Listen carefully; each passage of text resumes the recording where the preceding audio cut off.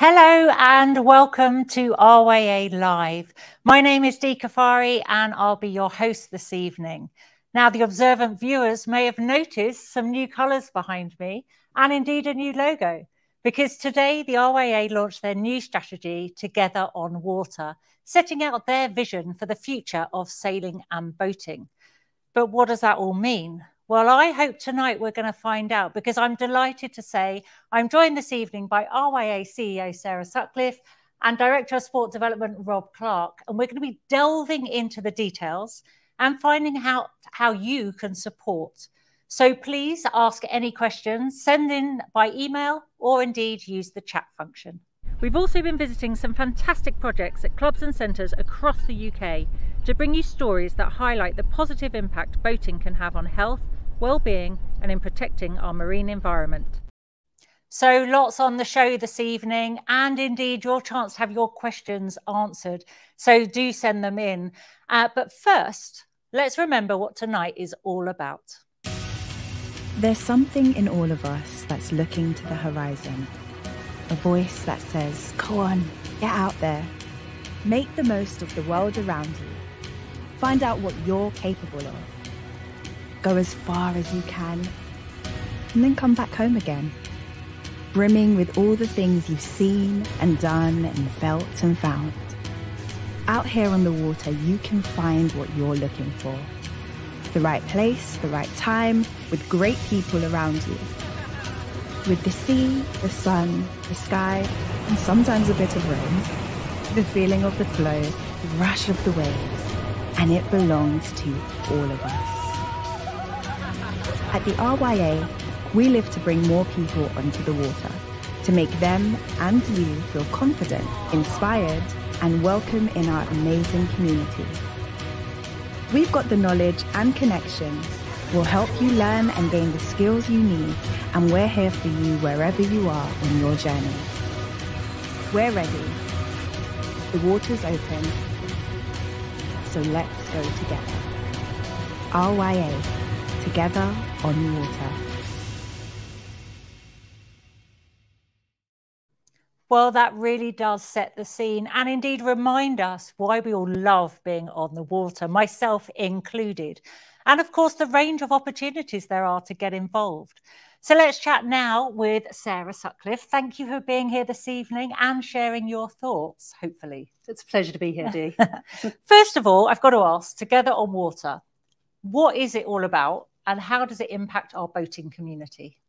Well, thank you. I mean, I think we've spent a lot of time, really probably the best part of a year now, having rich, deep conversations, actually using, I think, coming out of the pandemic as an opportunity to pause, to take a breath and to really strip back the onion skin layers and think, well, what is the real purpose of the RYA? And all those conversations have led us to conclude that the role of the RYA is fundamentally to positively impact people's lives through creating safe and inspiring and welcoming environments for everybody to have the opportunity to enjoy the benefits of being on water, however it is for them that they want to do that. But we also know that we need to do better.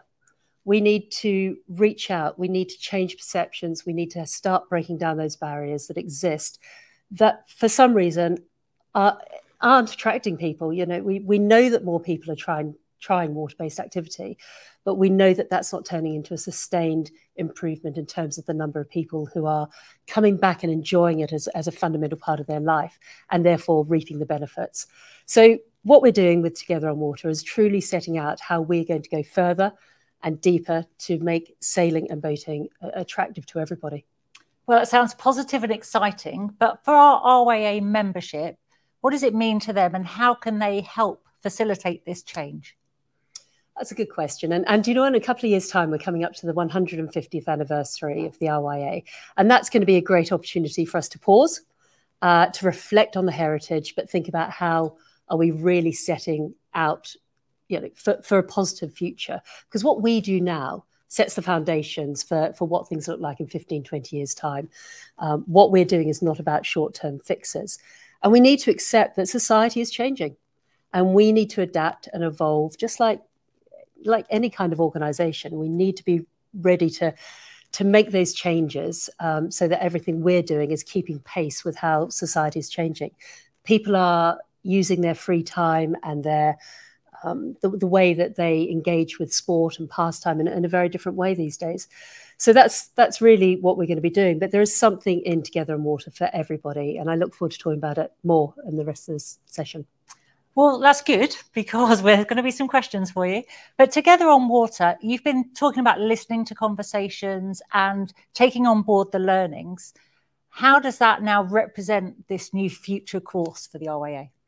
I would say that over the last year and all these conversations we've been having, it has led us to anchor ourselves on a really powerful vision, which may sound simple, but does represent a change. And that is about a future vision of a truly connected, inspired and inclusive sailing and boating community. So everything will ladder up to that. And instead of actually publishing now a lot of detailed plans about what we're going to do, we're talking about the 6 outcomes that we're going to be ensuring that everything we do impact on. And so that's things like inclusion and collaboration and inspiration, engagement and sustainability. All of these things are outcomes that everything we do will be aiming to impact. And it's really, and that word impact is really important. I think everything we do should be having a really good, a much more powerful impact. And that's how we will measure it. We're not going to chase targets. We're going to talk about impact. Well, we know that sailing and being outdoors even develop those life skills, transferable skills, confidence, teamwork, leadership. And in fact, Tom Davenport has been to the Andrew Simpson Sailing Centre in Birmingham, based out of Bartley's Sailing Club, and seeing that all come together in action. They actually focus on youth groups that are using sailing to overcome their challenges. And what they're doing is they are finding inspiration and potential futures in life on the water. Being on the water can bring us so much in so many different ways. Fun, freedom, fitness and family time. But for some, it can mean so much more than that. I'm here at Bartley Sailing Club with the team at Andrew Simpson Centre, Birmingham. They work with some of the city's most challenged and disadvantaged young people for whom sailing can open up new horizons and be quite literally life-changing. I caught up with Centre Manager Rob Mallett to hear about the impact they're having through some of their sailing and instructor schemes. So Rob, it's great to be here. Sun's out, we've had the wind today. Tell us a bit about the school group that have been in this morning. Yeah, it's fantastic weather today. Yeah, we've had our pupil referral units in this morning, which is for children that can't be part of mainstream education. This could be because of their behaviour, it could be because they have adverse difficulties at home. Some of them are actually part of gangs, or they just can't deal with the normal mainstream education that we offer in the UK. And so tell us about the change that you see in these young people when they come sailing with you. Their behaviours off the water are very adverse. You find they're angry and they might not want to go on the water at all. They again got very low self-esteem, you know, with equipment and putting equipment on, all this sort of stuff. As soon as they hit that water, get onto that water, the behaviour changes very quickly. You know, they start becoming more confident. It's amazing. It's amazing when you see these behaviours change. It's the light bulb moment, not just for the child, but for us as well. They're very challenging kids, so these sessions are very, very, very difficult. You might only just get the smallest thing from these sessions, being that you might get a thank you off them, or you might get, oh, can I go sailing again? Or, oh, I really enjoyed getting wet today. These are small wins for us. Okay, and there's the small wins that make, you know, the bigger picture even better for us. That's great. And one of the brilliant things about our sport is just how many different paths you can take it. Talk to us about what you're doing with some of these youngsters who have a passion for the sport and showing them how they can take it into a rewarding career. And we do run different programs here, and one of them is our Young Leadership program. That programme is designed for mainly local children around here and young people around here to get a bit more of experience and an idea about what jobs and opportunities they might have within this industry. Jack is on the Young Leadership programme here, working towards becoming an RYA instructor. He doesn't find school the easiest of places, but has found his passion and motivation through working on the water. So Jack, you live locally. How did you find out about the centre here? I live around the corner, but the first time I came here was with my stall, and it's when I first really got to enjoy being out on the water. Great. And tell us what you're doing now. I'm doing my work experience here at the Mallett Reservoir, and I'm learning how to sail and learning new knots and what actually happens here. And where do you hope this sailing will take you? I would like it to maybe kind of lead on to some kind of job in the future. Jack didn't really have a lot of aspirations in terms of what he wants to do with his career, but after coming through our Aiming High programmes and the work that we've been doing him for the past 2 or 3 years, it's allowed him to build up enough confidence, and actually he now wants to be part of this industry. The Young Leadership programme helps him become that instructor he might want to be in the future. It's been inspiring to see how the partnership between the Andrew Simpson Centre, Bartley Sailing Club and the local schools has really helped to open up the sport to new people, and how sailing can be used as a force for positive change across the city.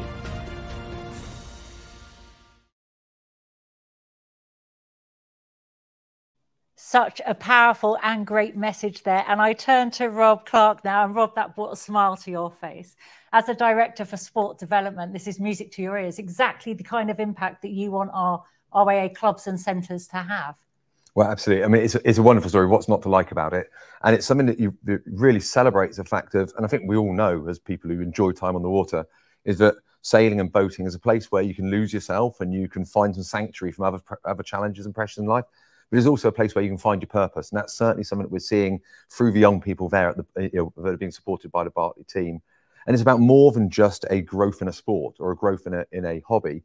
It's about a growth personally, and what they're really showing is the resilience and the teamwork and the creativity and all of those other wonderful attributes that you gain from time on the water. And it's just one example of so many of these projects that are happening up and down the country, throughout our clubs, throughout our centres, in association with our class associations, and through the work of our wonderful instructors and volunteers that are having this genuine impact on the water.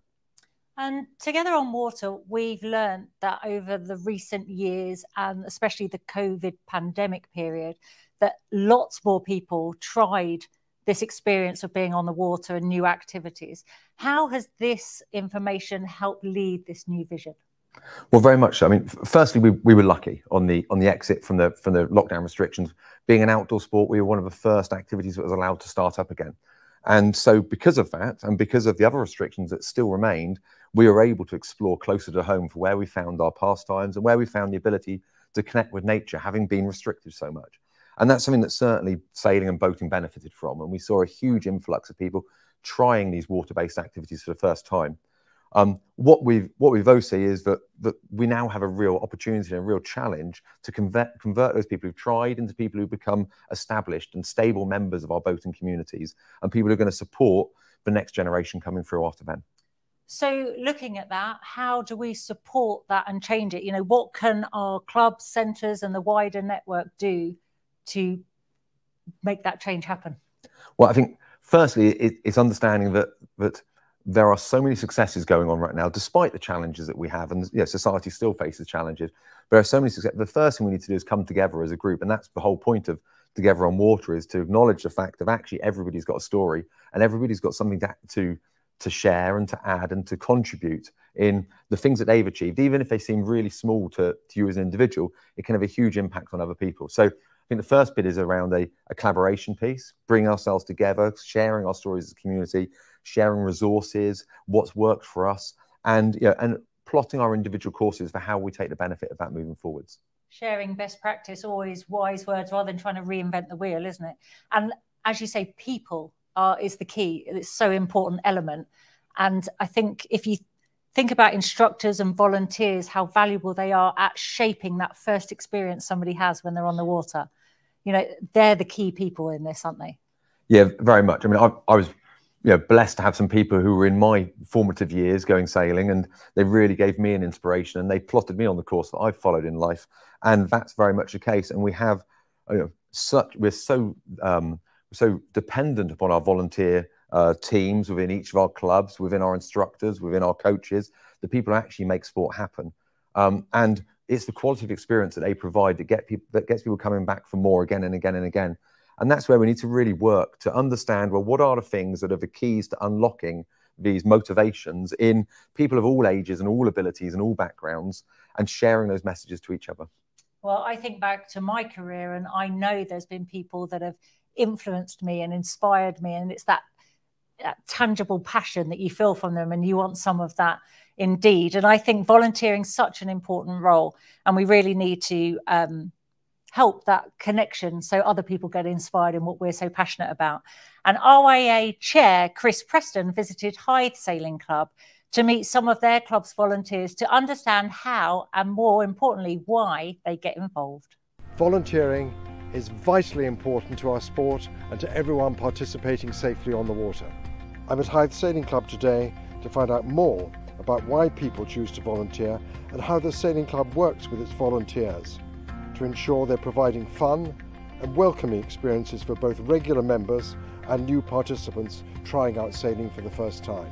Tell me about the club and how it operates. So you do 15 hours a year to support your membership, and that can be in anything here. So our volunteers will do pound clean-up, will help with our pontoons, they'll service our dinghies, they'll do bar shifts, or paint windows or benches, anything that supports the club. But you can literally put your 15 hours in anywhere. Not only do you get jobs done, but it also brings people with different experiences and different backgrounds together. For example, my partner is female, we're married, my wife, and I was a little bit reticent to begin with as to how the club would accept us, or whether it would accept us. But I must say I shouldn't have been worried at all, because although it's a small club, it's still very, very welcoming, and we're very much part of the team here. It doesn't matter where you're from, who you are, you've got one thing in common, and that's your love of being on the water, and that's all that matters. I've certainly met lots of advisors, particularly after a race. There's lots of people who are willing to tell me at the bar what I'm doing wrong, what I'm not doing right, and anyway, it's good fun. That's part of racing. Yeah, it's part of racing. I just think it's a sense of satisfaction. It's a feeling I'm putting something back into the club. There's lots of people down here who've been good to me. Volunteers taught me to sail. Volunteers helped me out with my boats. Time to give something back, really.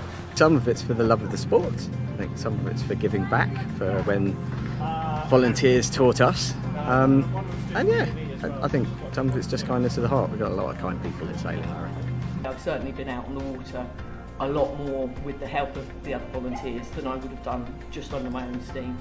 It's been fascinating to be here at Hythe Sailing Club talking to volunteers about why they choose to volunteer. And I'd just like in closing to say thank you and cheers to all the volunteers.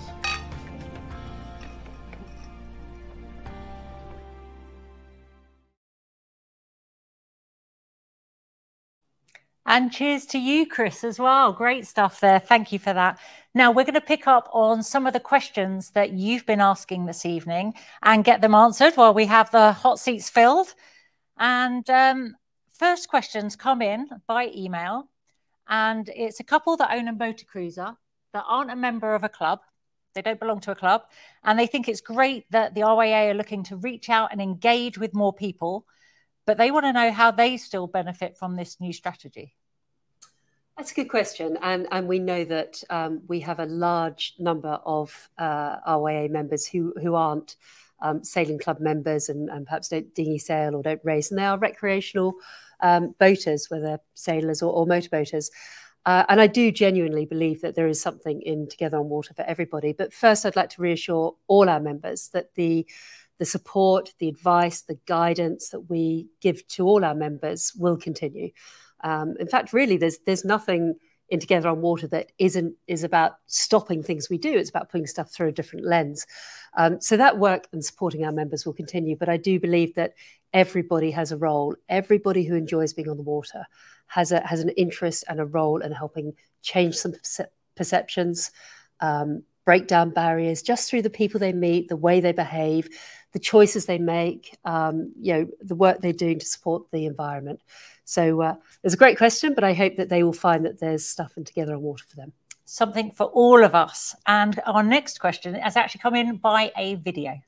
So my question to the RYA senior leadership in light of the launch of the new strategy is, where do you see the next Olympic champion cohorts coming from? Will they be reflective of our society as it stands now? I get it, Olympic cycles take a long time, yeah? So we're not even talking 2028 or 2032, but what have you put in place to ensure that come 2036, yeah, I'm going to be sitting in my old armchair in my old dotterage thinking that, you know what, the RYA did good and they've transformed themselves into a truly diverse, inclusive, equitable organisation. Wow, a famous face sending in a question. For those of you that may recognise, Laddie there was in Race Across the World when they raced across Canada with his daughter. And we saw on that programme just how passionate he was and how life-changing his experience of time on the water was. And there Laddie is holding the RYA accountable to what they're saying. Rob, how are you going to answer that? Well, firstly, it's a great challenge to be faced with. And it's amazing that across sailing and boating, we have people who are equally passionate about their personal interest. And we need to recognise that and respond to that. With regard to Laddie's question, very much, the first thing he points out is the fact it's not a short-term solution. It's not just a matter of selecting an individual. And though an individual can inspire a huge work behind them, we need to make sure that we've got the pathway and the support for those to follow in the path. So we need to make sure that we've got the pathway identified. We need to make sure that we are selecting individuals for the performance side of things based upon their talent and their potential rather than just the opportunity they've had, and to make sure we're as open as possible to all. But it's a multi-layered challenge. It has the need to work on our coaching teams, to work on our leaders in the sport, and to work on those who are participating in it. And it's certainly something that we're aiming to do. We've got a number of projects that we're starting off to try to identify some of the sailors who come into the sport, because actually the baseline participation is relatively representative of our society. Those who participate least frequently. What we're not yet seeing is the ability to pull those people into the more committed and engaged sailors who we will then see in our squads and one day representing the GB at the Olympics. So we know we've got a piece of work to do. We know there is a base there for us to work with, and now we need to try the projects and actually give things a go, recognise where it's not working, recognise where it is working, and really put our effort behind it. But it's certainly a challenge we're up for. And one that Laddie's going to hold you accountable for in 2036. So we will be testing. And another question we had come in from Tim.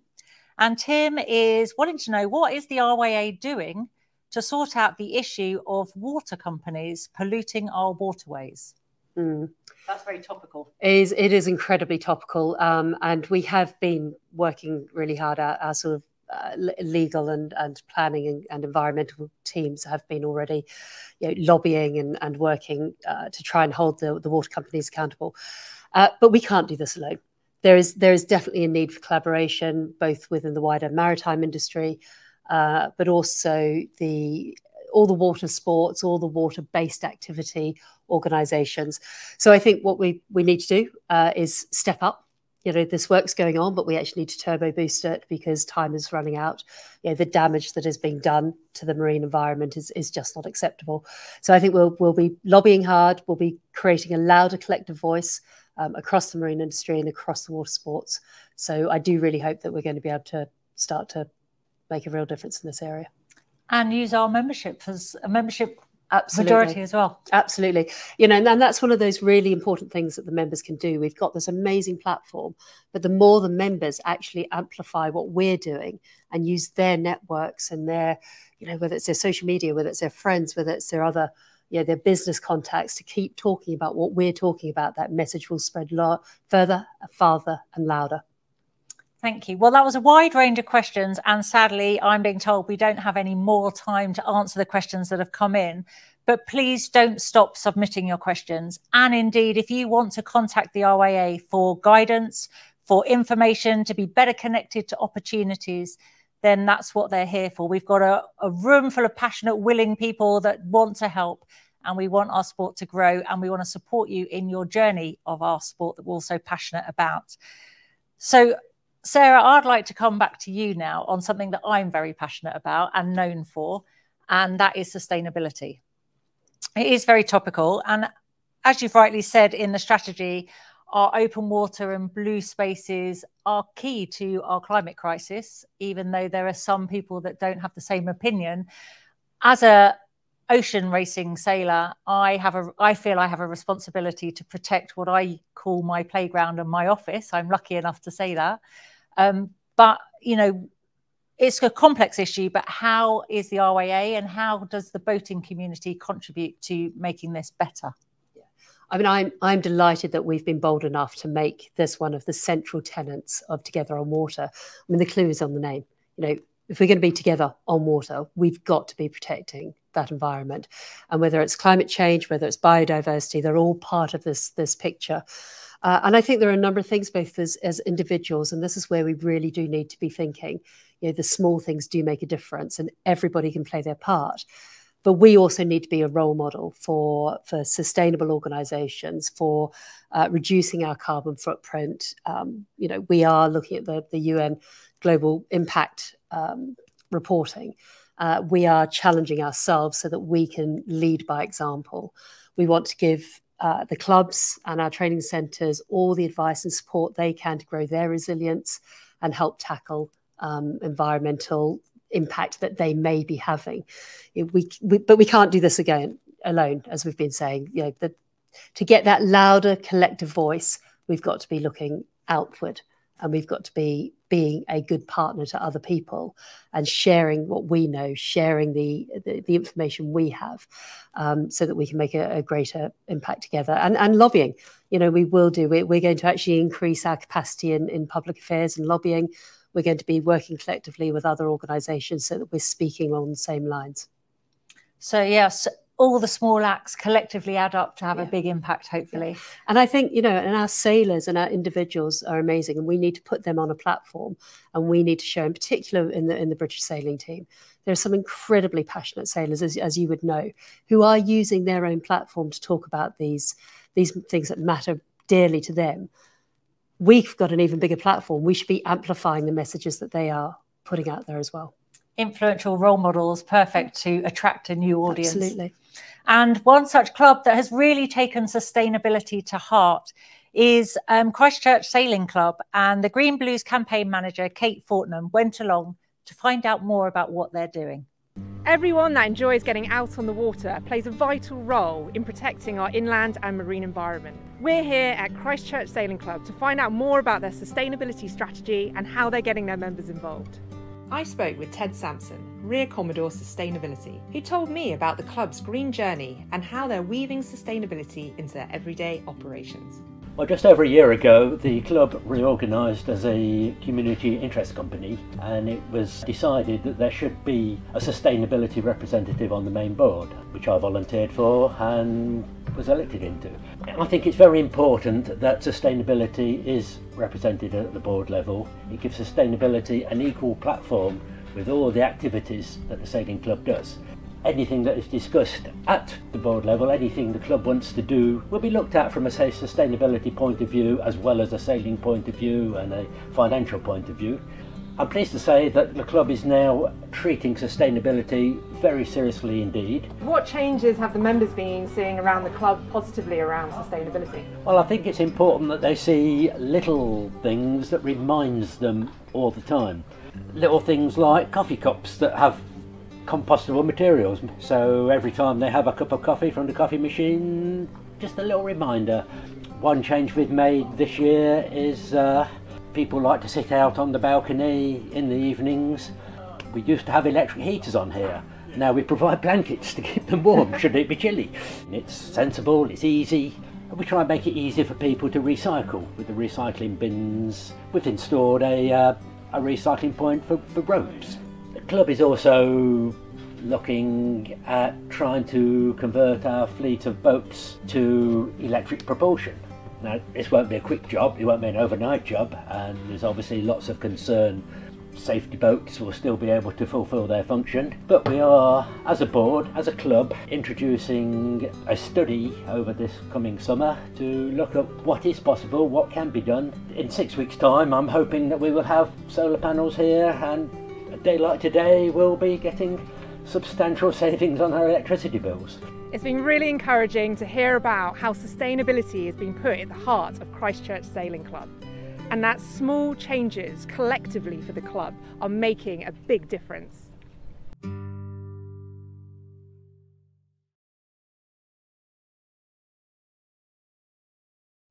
Lots of small actions there proving that they can gain momentum and have impact. So Together on Water, a new strategy. Sarah, to summarise this evening and what today's all been about? Well, thank you, Dee. Together on Water is fundamentally about creating safe environments for everybody to be able to enjoy the benefits of being on the water. Everybody, no matter what their background, whatever their ability, deserves to be able to feel welcomed and just welcomed in a sailing or boating environment. It's about going further than we've ever done before to break down those barriers, to change perceptions, to just make sure that sailing and boating is truly open and can be enjoyed by everybody. But we can't do this alone, as I've already said. So it was also an absolute commitment to collaboration so that we have greater long-term impact for the future. Bold words, bold colours, bold logos, and it all started here today. The new strategy, Together on Water. Please don't stop your questions coming in just because this programme's coming to a close.